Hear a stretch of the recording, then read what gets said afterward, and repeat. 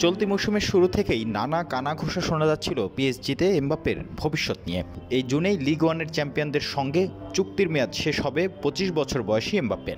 কিন্তু নতুন করে আর ক্লাবটির সঙ্গে চুক্তি করেননি এই বিশ্বকাপ জয়ী। তখনই বোঝা যাচ্ছিল ক্লাব ছাড়তে চলেছেন তিনি। কয়েক বছর ধরে রিয়াল মাদ্রিদের সঙ্গে তার নাম জড়িয়ে যে গুঞ্জন তা সত্যি হচ্ছে বলেই ধারণা করা হচ্ছিল। চ্যাম্পিয়ন্স লিগের সেমিফাইনাল থেকে বিদায়ের পর আনুষ্ঠানিকভাবে ক্লাব ছাড়ার বিষয়টি জানিয়েছেন এমবাপ্পে।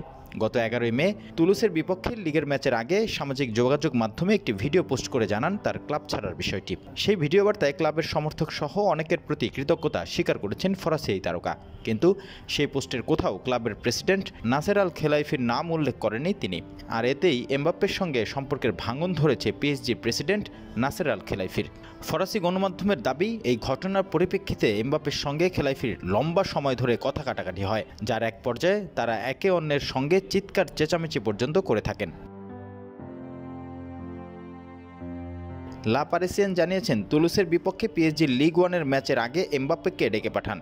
এমবাপ্পের কাছে তিনি জানতে চান ফরাসি তারকা কেন ক্লাবের বিদায়ী বার্তায় তার নাম নেওয়া থেকে বিরত থেকেছেন, যেখানে অনেককেই তিনি ধন্যবাদ জানিয়েছেন, এমনকি ক্লাবের সমর্থকদেরও। প্রতিবেদনটি জানাচ্ছে, এই ব্যক্তিগত আলাপচারিতা একসময় নোংরা পর্যায়ে চলে যায় এবং তাদের একে অন্যের প্রতি চিৎকার করে কথা বলতে শোনা যায়। সেই প্রতিবেদনে একটি সূত্রের বরাত দিয়ে বলা হয়েছে, এমবাপ্পে এবং খেলাইফির ঝগড়াঝাঁটি এমন পর্যায়ে গিয়ে ঠেকে যেন পাশের কক্ষ থেকে দেয়ালে ঝাঁকিও অনুভব করা গেছে।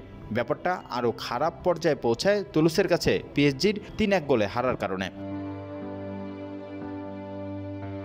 ঘরের মাঠে এটিই ছিল পিএসজির জার্সিতে এমবাপ্পের শেষ ম্যাচ। এই ম্যাচের শুরুর আগে যখন একাদশে তার নাম ঘোষণা করা হচ্ছিল, পার্ক দে প্রিন্সেসে উপস্থিত পিএসজির সমর্থকরা অধিনায়ক এমবাপ্পের নামে দুয়ো-ধ্বনি দিতে থাকে। আগামী বুধবার ১৫ মে নিসের মাঠে পিএসজি মৌসুমের শেষ ম্যাচ খেলবে। এই ম্যাচে এমবাপ্পেকে খেলানো হয় কিনা তা এখন দেখার বিষয়।